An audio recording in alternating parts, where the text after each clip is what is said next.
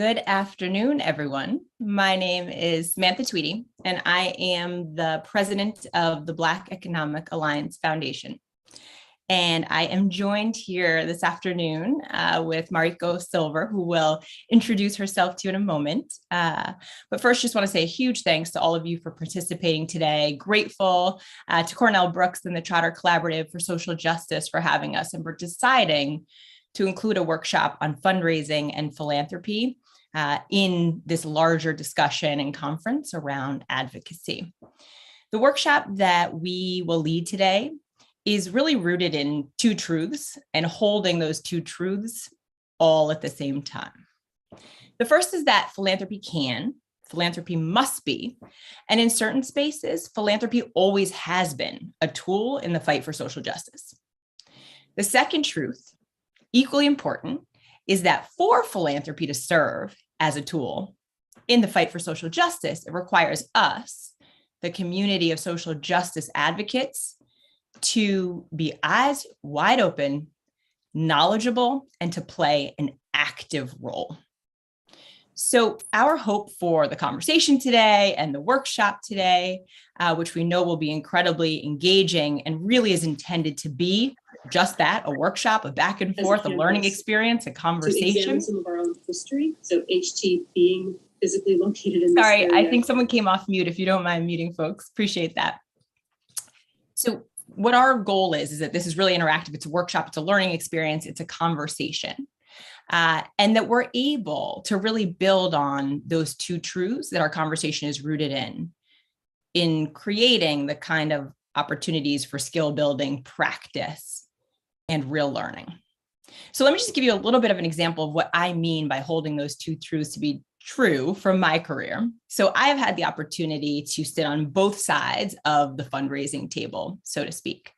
Right now, I'm the president of the Black Economic Alliance Foundation, which is the leading nonprofit that harnesses the influence and energy and resources of the Black business community to drive forward improvement in work, wages, and wealth for the Black community at large. And so as an organization that's leading programs, that is leading research, doing policy advocacy, we are an organization that is engaging with funders and seeking philanthropic support for our work. Much of my career was spent in the education, access, and advocacy space. Similarly, engaging with funders, seeking support for our work.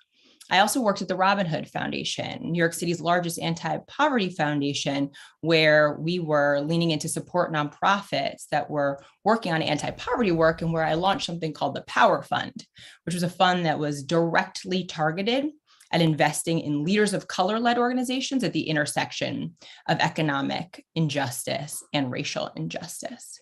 And in all those experiences, whether sitting on either side of the table, what always struck me over and over again was that so often the folks that were making the decisions about who to invest in, who to provide financial support for their work, did not in any shape or sense of the imagination reflect the work that they were investing in, and oftentimes the communities that they were investing in, and sometimes the leaders of the work that they were investing in.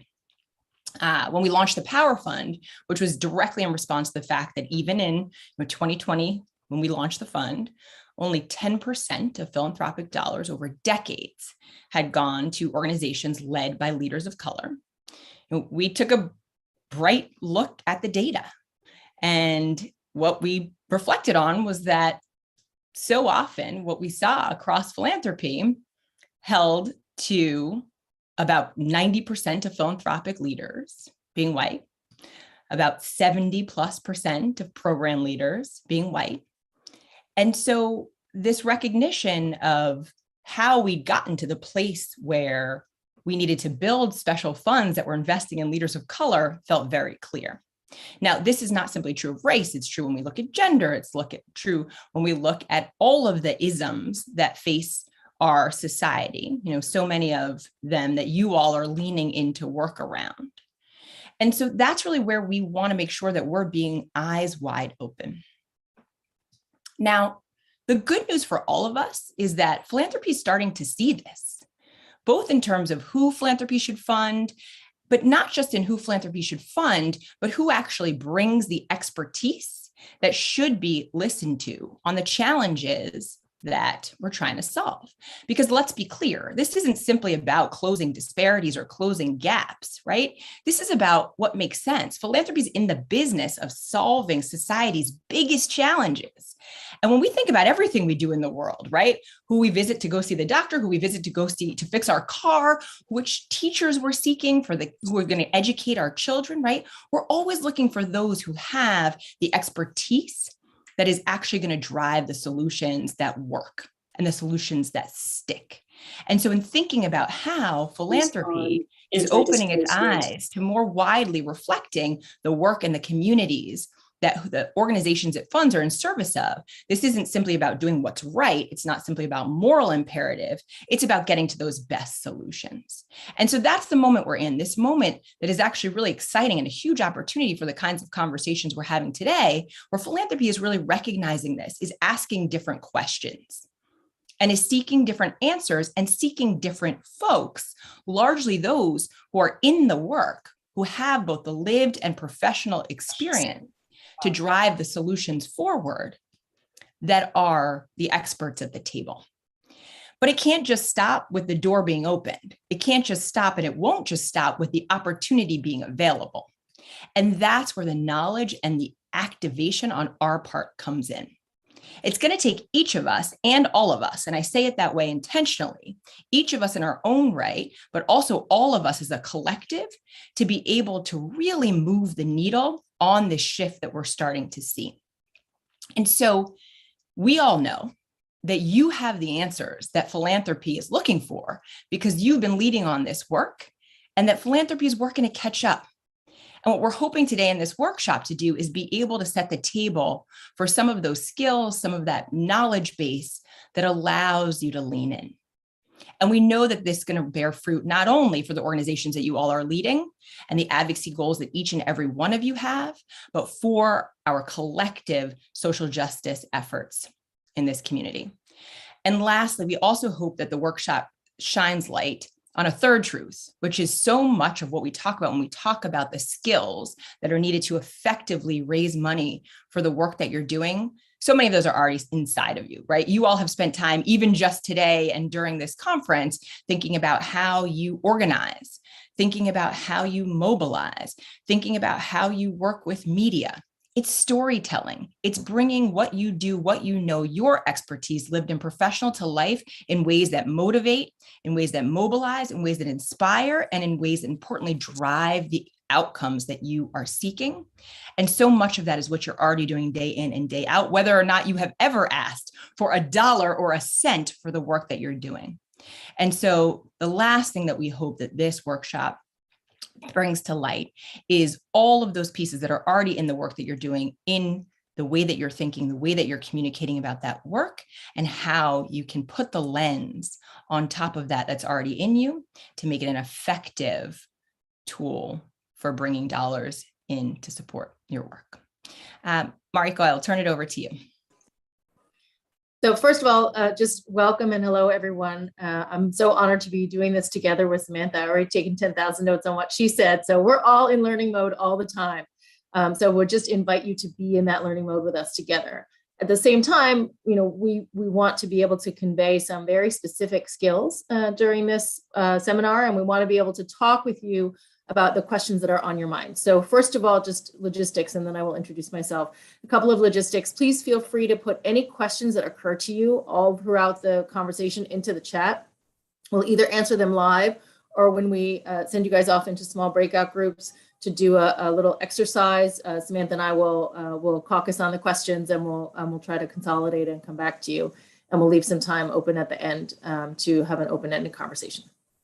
So just invite you to put all your questions in the chat, even the ones that you came in with and you don't know whether we're going to cover it and you're anxious about whether we're going to cover it, just put it in the chat and we will do our best. So my name is Mariko Silver. I'm the president and CEO of the Henry Luce Foundation in New York City. The Henry Luce Foundation is about $1 billion foundation, which means we give away about $40 million a year. And we give to a number of different areas of interest.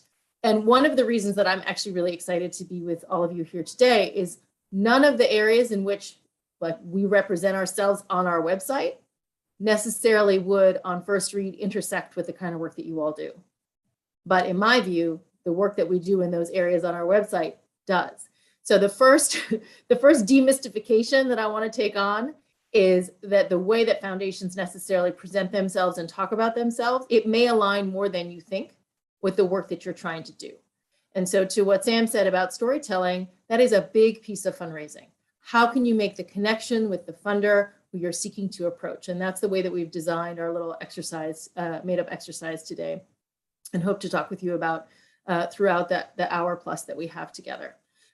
Like Sam, I've sat on both sides of the table, the fundraising side of the table and now the giving side of the table. I've also raised money from governments, helped to make legislative change at the state level in order to redirect state budgetary funds. I did that in Arizona, working with Arizona State University around a number of different questions and problems. I've done that at other institutions as well and at the federal level. Immediately previous to being president of the Luce Foundation, I was the president of Bennington College in Vermont. So any of you who work in higher ed, you know that fundraising is a huge part of the job of being a leader in higher education and takes up an enormous amount of your time. But really, when done right, I would say it's one of those things that you're always thinking about, but very rarely actually spending the focus time on. In other words, as Samantha said, we're always telling the story of our institution, organization, cause, and telling the story of what it is that we want to accomplish. So that's a little bit of what we want to practice today. Can I have Sam, can I have the first slide?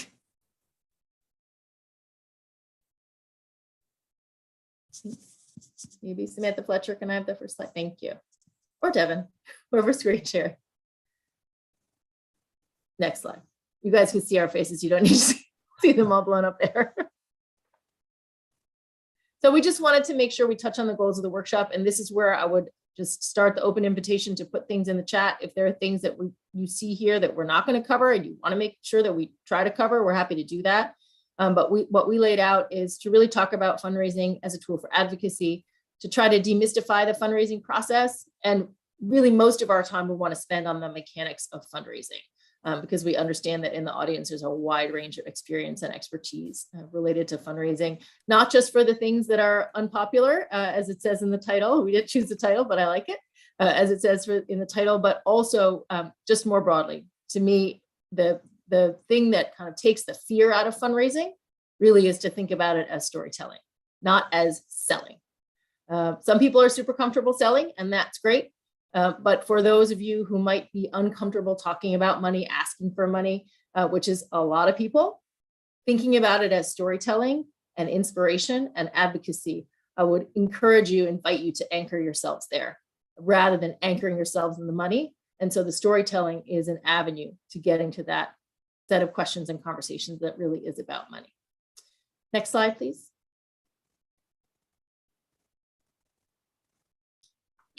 So there are a number of tensions that we just want to be able to name in the conversation that we're going to have today. And Marco started, right? That so many of us, no matter what we've done in our personal lives or our professional lives, when we get to the point of saying, and then we need to ask for money, right? And that's whether you're asking your mom to loan you some money for something personal, right? Or coming to a funder to invest in your work, that there's something that just so often gets our hackles up. Right? It just makes us feel nervous or makes us feel uncomfortable, right? But at the same time, what's so important for us to remember is that fundraising is a skill. And as we've already been alluding to, a skill that is what many of us already have from the lives that we live and the work that we lead. It's inspiration, it's translation, it's recruiting, it's advocacy, it's storytelling. And we can't emphasize this enough. It's a two-way street, right? So what's different about my mom, I'll just use my mom, not yours, right? And funders is, it's actually the job of funders to be able to support our work. Foundations have to give away money, even if it's an individual who has decided to provide financial support. That's a decision that they make. And who and to what organization and to what causes, that of course is where the work that each of us and all of you are going to do comes in. But the fact that it is a two-way street should hopefully alleviate some of that stress and some of the nervousness that comes into a conversation simply because it's about asking for financial support. So a few additional things that we think about when we think about what so often causes the tensions that can make fundraising a more difficult area of work than the advocacy or than the organizing in terms of how we often feel when we go into it. So one is that the power imbalances of philanthropy are real, just period. There is no way around them, right? As is true of any time when we are asking for something, the fact that we are the ones who are sitting on the side of the table, and the fact that we even use that metaphor so frequently, right? When you think about sitting on the other side of the table and you think about it in the sense of fundraising, you also often think of it as a long table, right? With one person at one side and you all the way at the other, because it often conjures up images of a relationship where one person is looking for one outcome and the other person is looking for a different outcome. And that is a fallacy that we want to explore a bit. As we said, fundraising is really a two-way street. And it's why so often the word partnership is used in funding relationships, because on both sides of the table, each of the folks who are coming into that conversation are seeking an outcome. Whether it's a shared outcome at the end of the day is what the work is, but both are seeking an outcome. And we want to be cognizant of the fact that the power imbalances that are real in philanthropy aren't going anywhere. So even as the sector shifts in the ways that we've been talking about, there always will remain power imbalances in terms of who holds on to the power to actually facilitate the outcome that you as the person who's seeking funding is looking for. But what should enter your thinking and enter your planning and enter your mindset, as well as how you prepare for these conversations, is that even with the power imbalances that are inherent in the relationship, that there is so much gain on both sides of the table from a positive outcome, and that that's a piece of the balance as well. The other thing we want to touch on is around donor mindset. So a lot of times what we anticipate coming into a fundraising conversation is that a donor's mindset is static and stayed. That just as Mariko was touching on, that we may be able to read things from a website. We may be able to look at where a foundation has funded before. We may have talked with other folks who have been funded by that foundation. And our entry point is the donor does X, Y, and Z. And either I do X, I do Y, I do Z, or I'm out of the conversation. And so that is real, donor mindset around the work that they are interested in funding. There's a lot to gain and a lot to learn from the past. But again, in the same ways that we have seen our own work, right? If we think about the trajectory of our own careers and organizations shift and take shape over time, respond to external factors, respond to internal factors, so too do foundations, so too do individual donors, so too does the sector of philanthropy. And so again, being eyes wide open that there is a mindset that is going to be a part of the conversation, but that you, and certainly as a collective, we all have the ability to shift that is real. Let me turn it over to you, Mariko. So just building on that, I'll say, and a couple of things, then we'll get into the research and kind of how you wrap your mind around the kind of pitch that you want to make. That's okay. You can go to the next slide. That's fine. So first, I just wanted to say, think about a kind of pyramid of resources or a network of resources. We tend to think of like the foundation or the entity with the funds has the resources. And the job as a fundraiser is to like get in there and get those resources, extract them, and bring them to your piggy bank, your table, et cetera, your work. That is on some fundamental level true. And anchoring yourself in the resources that you have, that you bring, your ideas, your relationships, your on the ground perspective, that those are real resources that are actually more valuable than money. I've been a fundraiser, I've run organizations, I absolutely understand the way that money can catalyze and animate and amplify your ability to make the most of the resources that you have. But coming into that conversation, recognizing that, yes, there is a power imbalance. There's always going to be a power imbalance in our society when one entity has money and the other one is asking, right? Because you're doing the asking, the power balance is inherent.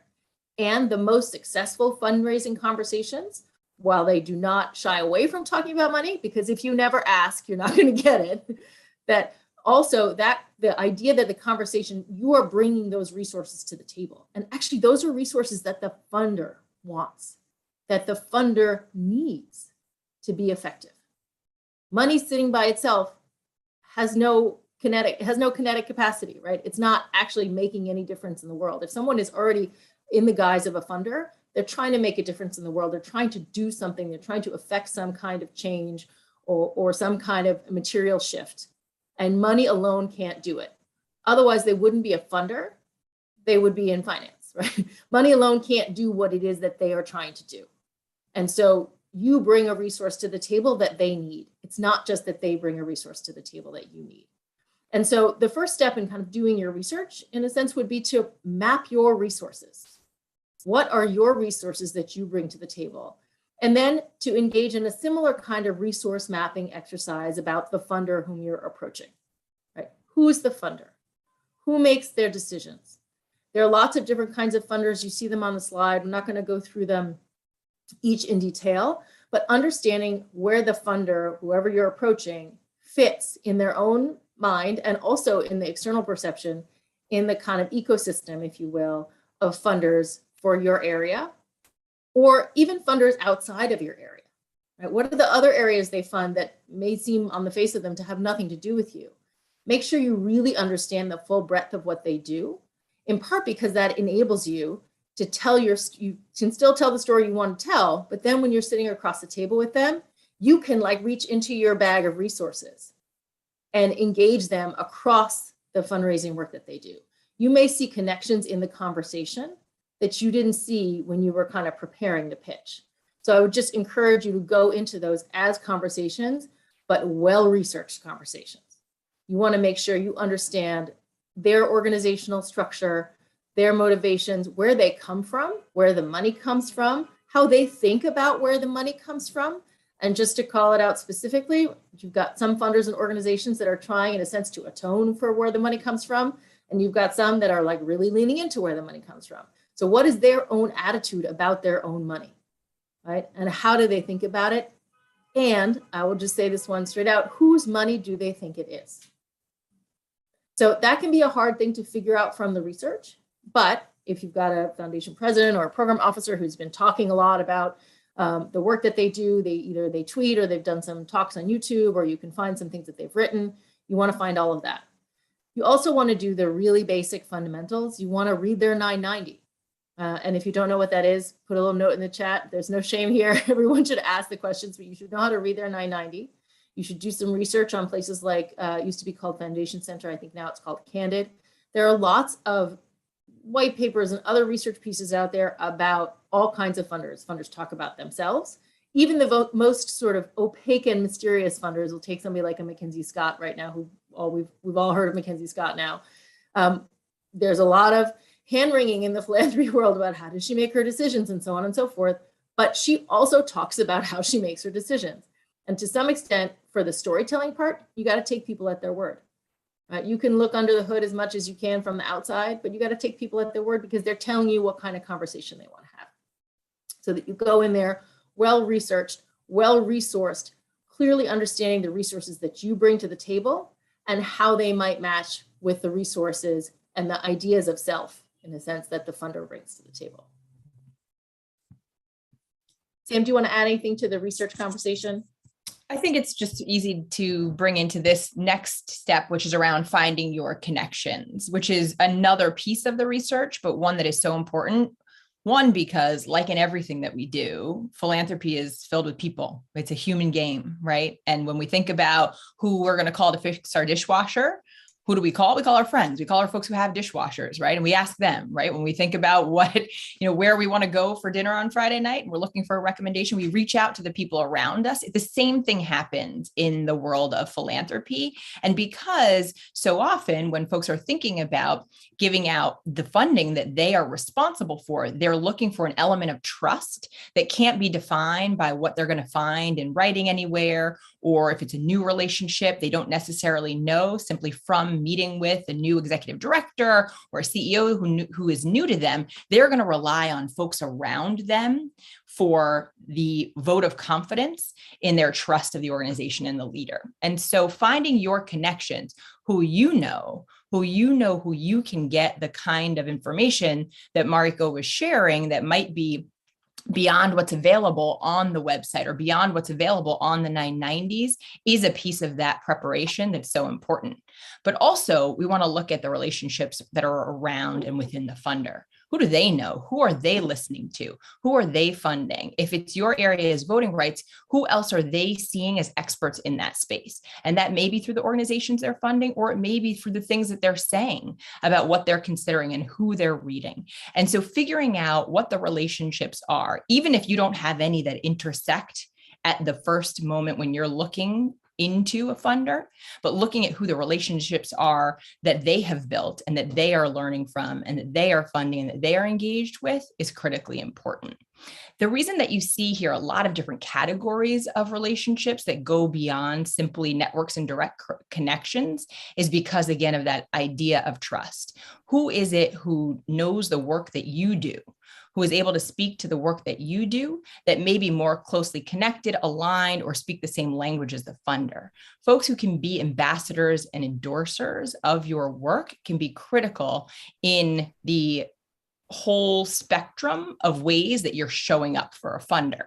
It may not be that that person is the first one telling your story, right? That may be you. It may be that person who's able to make a connection and a follow-up to share how the work that you're doing has impacted theirs, or real outcomes or impact that they've seen, and be able to add that endorsement or that ambassadorship to your work. Marco, do you want to talk about co-funders? Sure. And sorry, I'm in New York City and there's a lot of horn honking behind me, so apologies to anybody who can hear that. So one of the things that that you also can look for is who are they in funder relationship with around a particular grantee, and how do they get connected to them? The other thing I wanted to add to what Sam said is, don't forget to ask to be introduced. An introduction is always better than a cold call. I mean, you guys know this from your advocacy work, I'm sure. Introduction is always better than a cold call. There are some foundations and foundation heads who are super open, or program directors, program officers who are super open to unsolicited conversations and unsolicited proposals. And there are some who are absolutely not, either because of their bylaws, and if perhaps the donor is long gone, the original donor is long gone, perhaps there's something in the will that restricts the way that they can function as a foundation. But know what the right mechanisms are to enter into the conversation. And often in the first conversation, asking for money is not the topic of the conversation. Often in that first conversation, it's relationship building, particularly if they are an organization that works on RFPs or only and doesn't take unsolicited proposals.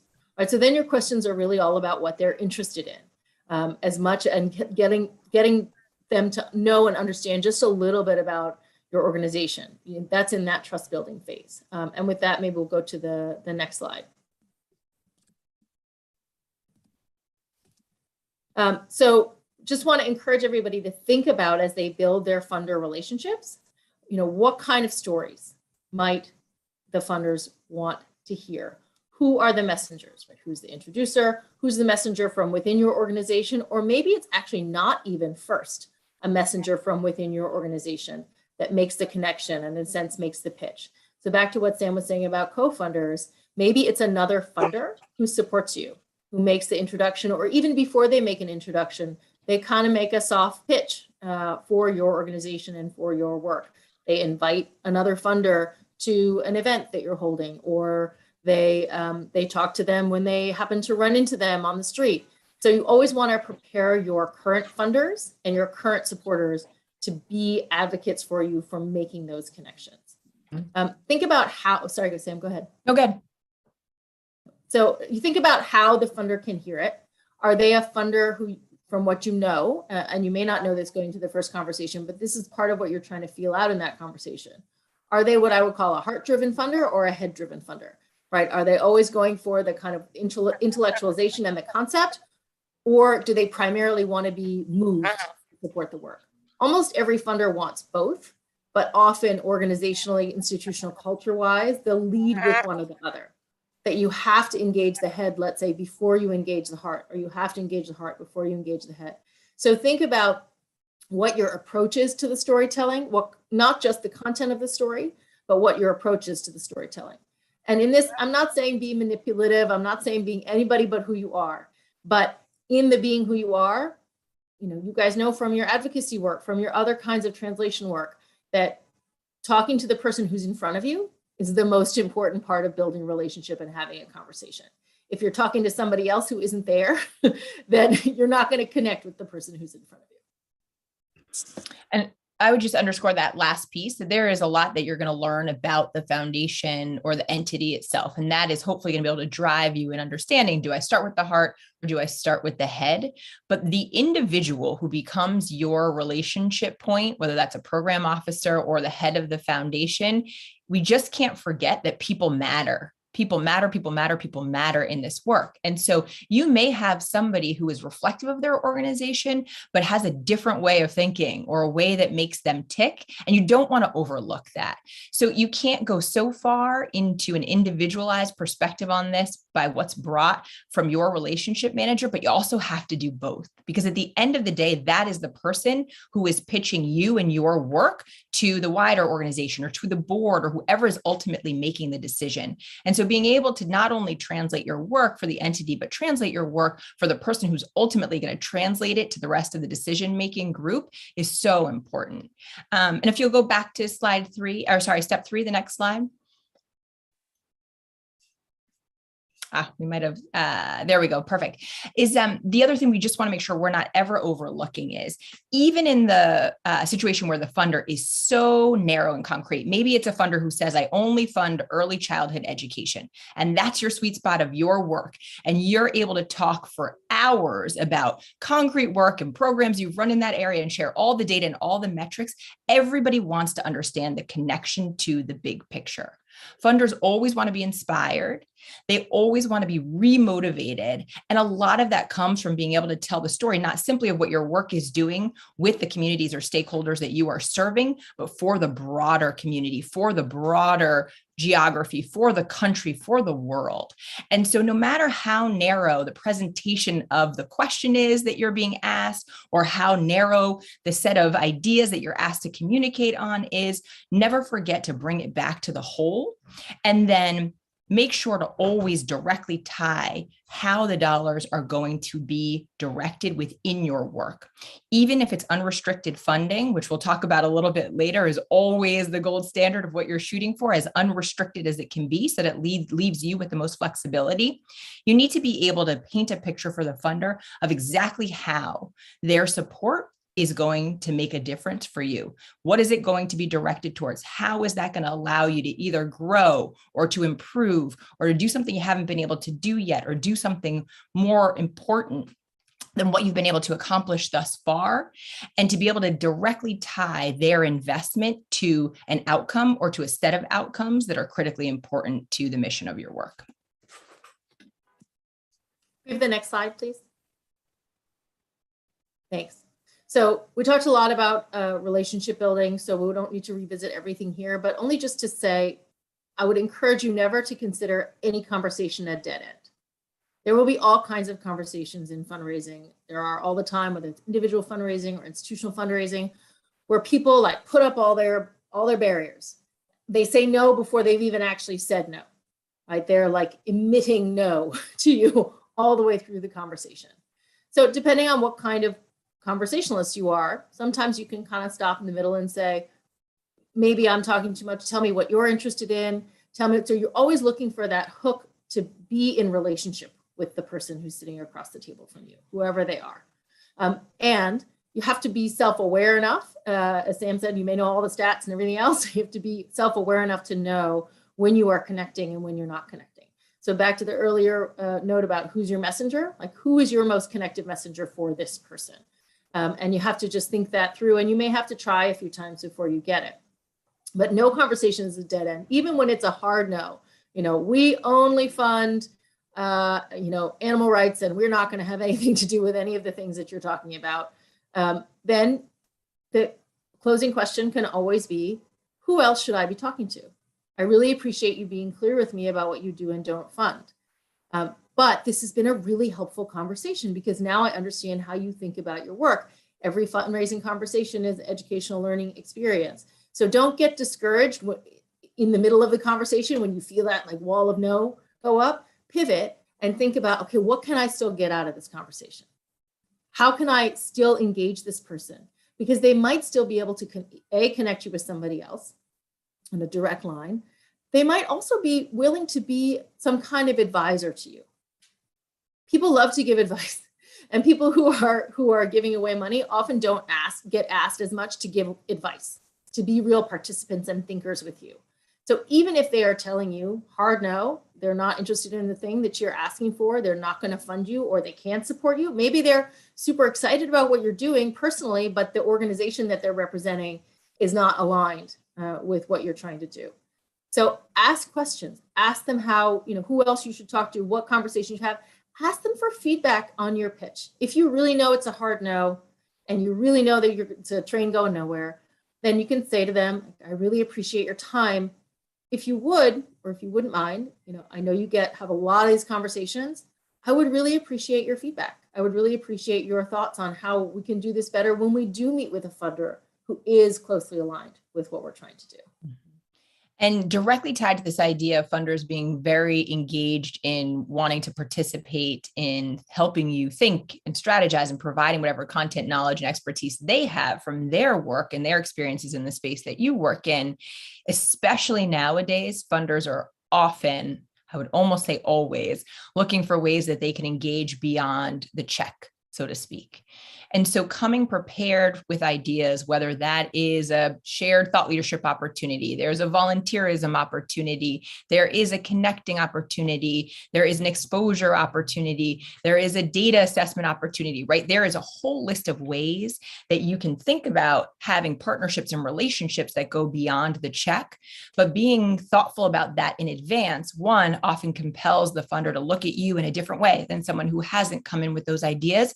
And two, and this is really important, helps ensure that the ideas that you land on are ones that are actually beneficial to your organization. Because as much as this is an interest that funders increasingly have, what you don't want to do is sign yourself and your organization up to take on a whole host of things that aren't actually mission related or mission critical because they are exciting to the funder and exploring their own work. And so being thoughtful and diligent in advance in terms of thinking about what are those points of intersection that can go beyond the check that are actually really mutually beneficial is a smart process to go through as you're planning for these conversations. Next slide. Hot tips. So as we touched on, always aim for the least restricted funding possible and be disciplined in this. I have so many times where I have found myself sort of in the moment in a funder conversation. We're going down a path, really vibing on a particular area of the work that we're doing, in the weeds of a program. I'm excited. The program officer is excited. And I have to remind myself, wait, dial back and tell the story of the whole. Because if they are open to unrestricted funding or not that restricted funding, that's what you want so that you are maintaining the flexibility. And it can be very easy, especially when you really are aligned in the interest of a funder, to find yourself talking about support for a specific program, which may be at the end of the day where you use those dollars, but you don't want that to be where you have to invest. You want to maintain that flexibility. And so always make sure that you're connecting even the specific conversations to the whole of your work, and that when you ultimately are making the ask, you're seeking as unrestricted financial support as possible. Want to just go back and forth, Mariko? Sure. So Sam and I were just talking about what we both find to be compelling when receiving a pitch, if you will, and when making a pitch. So, we're still on hot tips. Share your work in action verbs. You want the funder to understand what you are going to do, what you're going to do with the money, what the money is going to do for your organization, what your organization is going to do for the world. And be as clear as possible. I am often in conversations with prospective grantees. They're almost apologizing before they've even made the ask. Mm-hmm. They're apologizing not for the work that they do. They're great on that, but they're apologizing for asking for money before they've even made the ask. And so it's a little bit of like, well, it would be really useful if. I'm like, just tell me, and I often say that, like, don't worry about it. I see your anxiety. Just tell me what you're after. Tell me what you want to do. Tell me how much money it would cost to do it. Not sure that I can do all that my organization can do all that. But if I don't know where the piece that you're asking us to put into this puzzle fits into the bigger puzzle, then it's really hard for me to actually pitch it to somebody else. Mm-hmm. So one way to think about this is, again, the funder is not the dead end. right? The funder is not the end of the road. Fundraising is a winding road, right? Think about the way in which you would want the funder to be able to tell your story on to the next funder or to their board or to another organization that you don't know about that would be great for the two of you to connect. So think about them as an advocate you're recruiting as much as thinking of them as a funder. If they get invested in you kind of body, mind, and soul, they get invested in you as an advocate, they get invested in you as a storyteller, they're going to be invested in you with money. And even if they can't give you everything that you hope for, they'll be invested in the idea that they want to help you get to the full puzzle that you have described to them. But if they don't understand it, they can't get there. Mm-hmm. And because of all of that, patience, you are always going to be hoping for the immediate yes, because you're seeking financial support for the most important work that you're doing. But because fundraising is a winding road, because relationships are so important, because every entity, even individuals, have their own process and their own set of folks who they're either consulting or bringing to the table to make an ultimate decision, it all takes time. And you don't want to lose your investment in getting to a yes, because it's taking that time. And so while the winding road is moving forward, you want to stay the course, but also make sure you're staying in touch, whether it's sending a note, an update, if there's an article on your work, whether there's something that came out that's relevant to a conversation that you may have engaged in with a donor or with a possible program officer who will be your relationship point.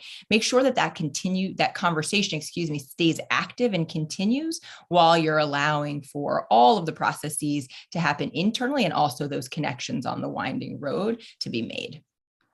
And so the last one is practice, practice, practice. And I will put a little asterisk with each of those practices. The first one is practice with a friendly audience. Practice with somebody who understands your work already, who loves you, who loves what you do.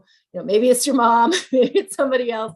Practice with somebody who is going to be creative and kind. And then practice number 2, practice with somebody who is an adversarial audience. It can be somebody pretending to be an adversarial audience. When I worked in the federal government, before you would testify before Congress, the staff would come in and do something with a terrible name called a murder board and basically just try to get you and get you and get you and get you so that when you sat in front of an adversarial audience, you were ready with your different kinds of answers.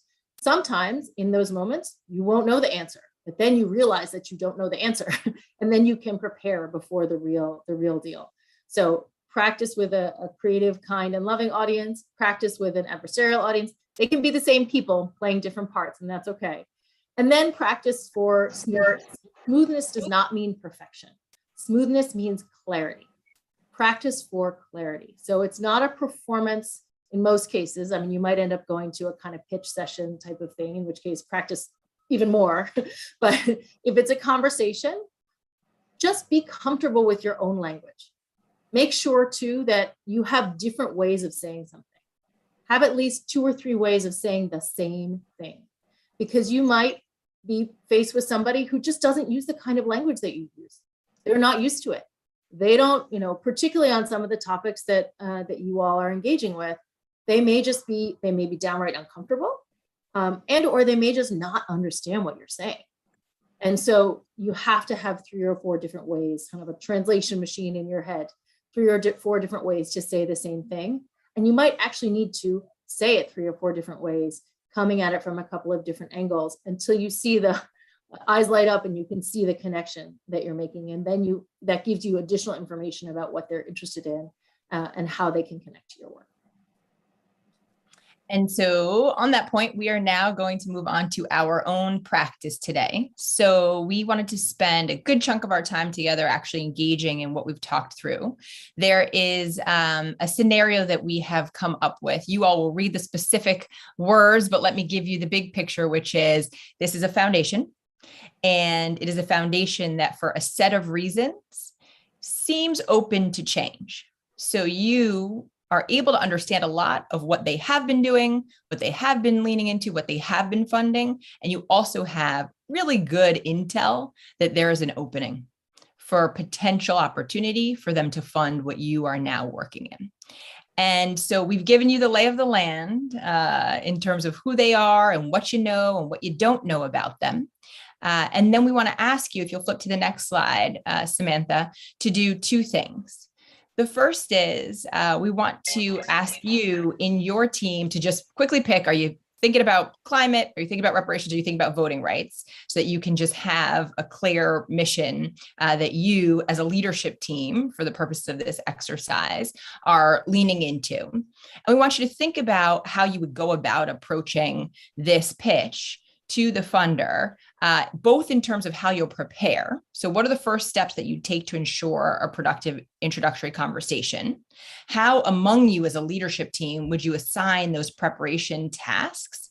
And then we want you to actually think through an outline of how you would tell the story of your why, either in climate reparations or voting rights, and why your area is an area that this foundation XYZ should invest in. Mariko, did I miss anything important? No, I don't think so. We tried to put just enough detail in the scenario to make it real and give you enough clues. But there's no right or wrong answer. We're just interested in you guys practicing the skill, and we recognize that you can't actually go and read the 990s for the fake organization that we made up. So just kind of assign how you would do that. Think about the workflow, and then we'll ask you guys to report out and tell us a little bit about kind of where you hit some glitches in thinking through how to do this. And do us a favor while you're in your groups and just think about who among you is going to share out, because when we come back, since we're on Zoom, only one person will be able to be spotlit at a time.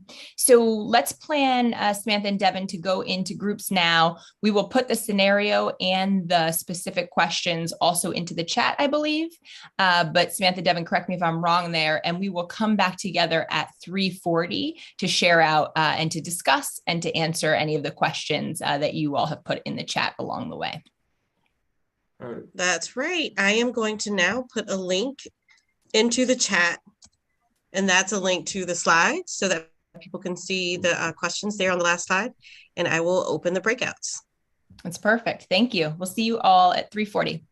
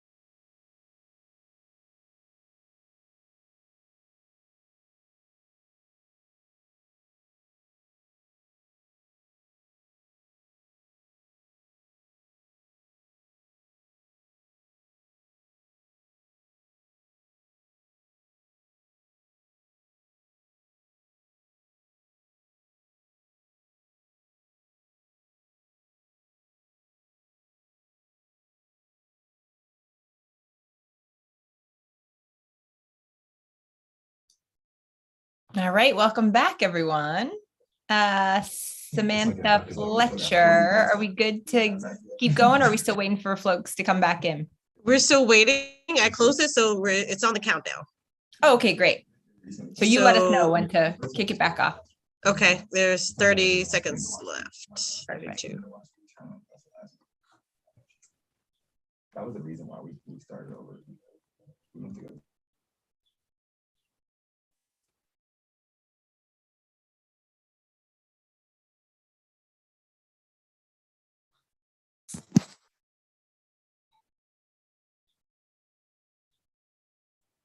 All right, I'm assuming that's 30 seconds, but Samantha, jump in if it's not. So we would love to hear from you. Is there a group that would be excited about starting, giving us some understanding of what you all thought through and planned in your questions around prep and research, and also in your outline? So I didn't tell you all about me, but I spent a long time running an elementary school. And what you often have to do when you're in an elementary school classroom is cold call. And so we are not afraid to just call out some of these names on the screen and ask for participation. But really would love if anyone wants to jump back on the screen or just come off mute and share some ideas with us. Hi, how are you doing? Hi, how are you? Doing all right. I was in the voting rights group talking with Lauren, Janice, John, and Anne, although Anne's mic was a little bit sparse there, so we didn't get to hear her beautiful voice.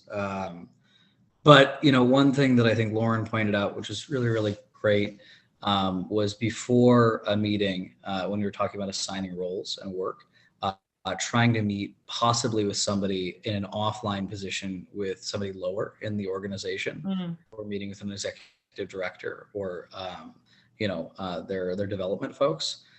Because when we're trying to assess like needs, and obviously they're at a pivot point, right? So understanding priorities is maybe for an outdated website, not going to be great. Trying to find things online. So trying to find the implementers rather than the decision makers, and their understanding of what the work is might pose a really good opportunity to try and frame our story when we're in the room with the folks that are actually going to give us money. So that was really a great point that I heard. And then John definitely talked a good amount about how to market ourselves and putting things out on like social media, YouTube, different things like that, to try and establish a little bit of credibility outside. So of course, when folks are looking us up, there's a little bit of a there's a history there that is defining around the narrative that we then learned from the reconnaissance, let's call it, that we did before. So yeah, just reinforce that point. Oh, sorry. Just reinforce that point about meeting with staff or meeting with someone who is, as you said, kind of lower in the organization, for lots of reasons. First of all, you can get sometimes intel that you didn't even anticipate because the person wants to tell you something that you weren't even asking about. But more importantly, actually, often the president or the lead of the foundation is the least knowledgeable about what each program, let's say, can do, might do. They may have the whole strategy, that's their job. And so, but they're likely then to say, okay, now go meet with this person who's a program officer or program director, depending on the size and scale of the organization. And if you start with that person and the program officer or program director brings that up to the president, it's much more likely actually to move forward. Yeah. And also, guys, I did just before get cut off, I'm saying, I suppose. So it looks like maybe the mic cut off. So I couldn't agree with that more. And I think the thing that you want to balance, even in thinking about then who might be ambassadors for you in being able to meet with or get to know a foundation, is oftentimes we think go to the top, right? And so if you're going to have someone send a note and say, have you heard about the incredible work of Mariko Silver that she's leading, in the voting rights space? But the truth is, a lot of those notes actually don't move forward, because as Mariko was saying, the folks who are at the top, whether it's the board or whether it's the president of the foundation, are so often thinking about so many things that are disconnected from the heart of the programmatic work. And so even if you have a connection with the top, so to speak, it is so smart and so thoughtful to be able to build relationships with the program officers, not simply to learn about the work, but even to gain you entry into the conversation. And so it would just underscore that is so true about preparing for your pitch. It's also very true about how you're doing your relationship mapping and building your relationship connections to have the conversation get on the calendar in the first place. Yeah, I fully agree. And a small anecdote, I was a mayor of a city for a while, and I will say the people that walked into the room asking me for things that I've talked to my staff before probably got a little bit more out of me than the folks that didn't. So, Well said. Well said. Any other thoughts from any of the other groups? So I know we only have about 5 minutes left. So I suppose, can I speak now? So I suppose that I found the breakout session to be very high value, I'm saying. So I found it to be impressive, I suppose. And I do feel that one of the most important things that all people who are interested in engaging in getting funding and doing work with those who they pitch to is to have the wisdom to be viewing all interpersonal communication as an interview, I'm saying, so that you get very used to and comfortable and familiar with talk under pressure, so that if you ever do get into any big high value and challenging presentation, I'm saying, or conversation, I suppose, it then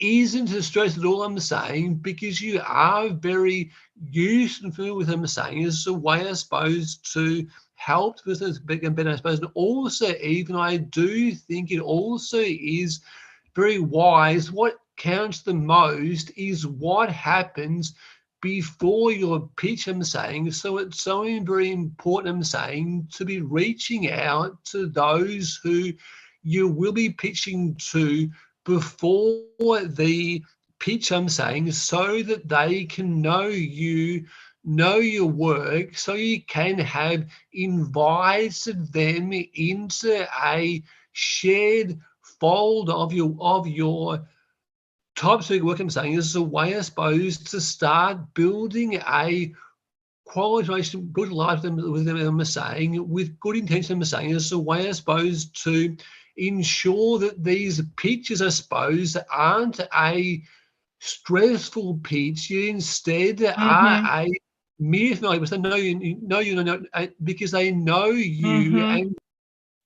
Yeah, I think that is absolutely right on. And thank you for sharing that. We have a couple of closing thoughts that we want to make sure we can leave you all with today. Mariko, you want to start? Oh, you're on mute. All of you.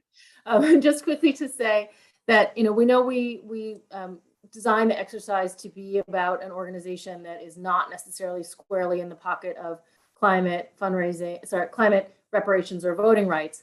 But just as a reminder, even organizations that are funders that are squarely in the pocket of the area that you are fundraising for, that they themselves also may not be a tight fit with what you're doing. And so all of the things that we described, we just wanted to emphasize all of the research, et cetera, that's equally important, if not in a sense more important, when you're talking to somebody who really knows your space. And really feels that they know your space, or they know a corner of your space and you're trying to expand their view of your space. So one of the things that Samantha and I were talking about in preparation for this hour or so was that research is respect. And part of what you want to do is you want to be able to sit at that table in a respectful conversation. You want to get to receive that respect. You want to give that respect. So hopefully the funder themselves has also done research on you. And you have done your research on the funder so that you can be in that respectful and shared conversation. And in a sense, skip a whole bunch of steps. The research enables you to skip a whole bunch of steps so that you're not only using the conversation to kind of feel out the ground or find out whether you have anything in common at all. You're using that conversation actually to build new ground. And the last thought we would share with you all before we head out for the afternoon is that philanthropy and fundraising for social justice is a team sport. This is a place where we all can benefit from sharing everything we know, sharing everyone we know, bringing people to the table, building relationships. When we get a new relationship, sharing it. So often folks think about philanthropy as a zero-sum game, that I receive the dollars from the foundation or Mariko receives the investment from the foundation. But what we have to remember is that funders are interested in driving outcomes and driving impact, and they're going to do that with multiple organizations. It's never just going to be one.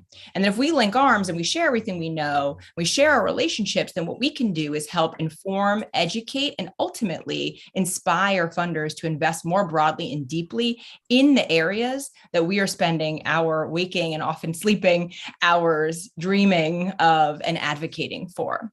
And so we hope that today was informational and that it provided you with some additional resources and ideas and tools. And we hope that you share them widely with one another, with your networks. And we are excited to just stay in the work together as we go. So thank you everyone for participating. It's been such a pleasure to be with you this afternoon. Samantha, if I can slip in a word of appreciation to the two of you for making time to share your expertise and experience for people doing work in the vineyard of social justice. And I see on the screen some students, some colleagues, people who've been doing this work for a long time. So we really, really appreciate your being here today, particularly when so many people are doing so much at such a perilous moment and often with precious few resources. So we really, really appreciate the time and hope you can be in touch with some of the folks who you've met today. So with that said, Carrie Greenwich, who wrote the book, The Definitive Biography of William Monroe Trotter, will be on campus at the Kennedy School at 4 o'clock. And she will be discussing her book, and I'm sure willing to sign books if you have them. So we want to make sure that you are aware of that. And after that, we will wrap up at, right after that at about 5 or so with a celebratory event in the courtyard of the Kennedy School, where we will be ending the William Monroe Trotter Collaborative for Social Justice Global Classroom for Citizen Activism and beginning the Black Policy Conference. So with that said, I simply want to thank all of the participants, all of those who have been part of this work, and just encourage you to join the book talk. Meet us thereafter for the reception. And for those of you who are online, let me just simply say this. Thank you for your support of the work. Thank you for participating. Thank you for lending your time, expertise, experience, wit, wisdom for this work. I can simply say that over the course of the last 2 days, having met members of the Trotter family, from the great grandniece who was about 2 to the matriarchs of the family who are in their 80s, I know that they are profoundly appreciative of the work that you do, which represents his legacy in the present. And I would also note for my students who are doing this work, working with cities and mayors, governors and states, nonprofits and NGOs all across this country and even abroad on issues ranging from climate change and carbon sequestration to policing and police brutality and public safety to reparations, a presidential pardon, COVID, and health inequities. You're doing phenomenal work, and yet more work needs to be done. So I simply want to say to all of you, bear in mind the words that William Monroe Trotter lifted up many decades ago, which is to say, for every right with all thy might. So that is to say, for those who have a right to democracy, a right to the franchise, a right to a clean and safe and healthy planet, we give everything, all of our might, all of our resolve and determination to bring about and create a more just world. So again, thank you. We look forward to seeing you with Kerry Greenwich at 4 and thereafter the reception. This has been a phenomenal experience, celebrating the 150th anniversary of the birth of William Monroe Trotter. And so on behalf of the faculty, the staff, the administrators, certainly the students of the Harvard Kennedy School and the William Monroe Trotter Collaborative for Social Justice, thank you for your support. Thank you for the work. And we look forward to seeing you in the future. Thank you. Thank you.